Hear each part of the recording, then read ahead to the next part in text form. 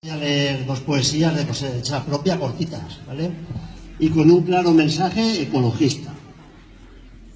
La primera la titulo Por 1000 cascadas.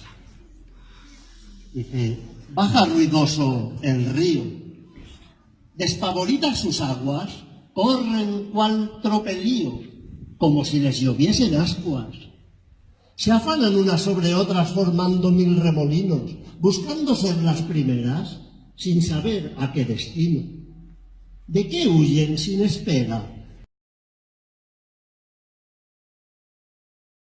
Van en aquellas tierras contra perseguidores de otro país, pues sin detenerse más que lo preciso para reparar las fuerzas, escogían para sus descansos huecos de peñas solitarias, o bien mató.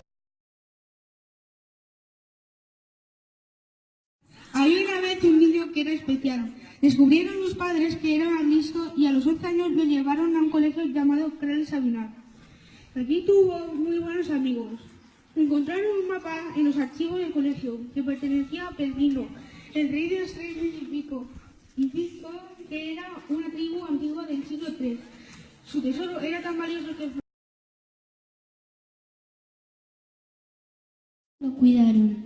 Cuando él tenía 18 años, se hizo una casa y se casó con una chica llamada Alicia, y se fueron de viaje en barco los dos. Después el barco se hundió y sobrevivieron todos, menos 5 que se ahogaron y después se fueron a una isla desconocida. Un pasamontañas y nos asustamos. Hizo lo mismo que el otro día, saltar encima de las cañas y gritar: os voy a aplastar, os voy a aplastar. Al cabo de un rato se fue y nos fuimos corriendo. 2 meses después, al cabo, el Señor nos dijo que era Él, que lo conocemos y